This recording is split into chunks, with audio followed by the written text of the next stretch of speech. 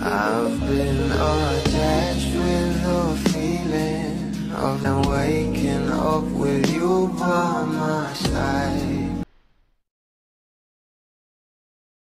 Dahil nalalapit na nga guys ang kapastuhan nito ngang ating Belinda ay meron ngang binahagi sa ating lahat na kung saan ito nga ay story that shine the brightest in all of her Christmases.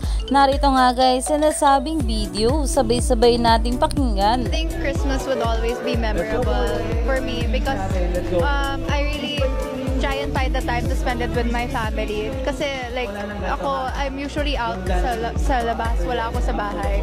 And so sinusulit ko talaga whenever I get the chance to have, you know, just a simple dinner with my family.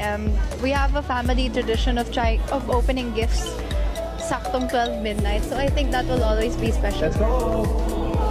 Hello mga kapamilya, happy holidays.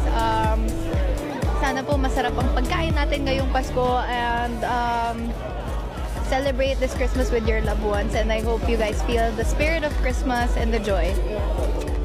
Pero syempre, mas gaganda nga ang kapaskuhan ng mga bula kung ito nga ang ating Donnie at Belle ay magkasama nga mag-celebrate ng holidays.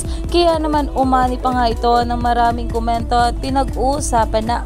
Alam naman natin na LDR pa nga ngayon ito ang ating Donnie at Belle, pero for the update nga sila sa kanilang mga social media account. At syempre, lagi nga rin sila magkatawagan. Kaya naman stay tuned lang tayo for more update kila Donnie at Belle sa mga susunod pa na ayuda.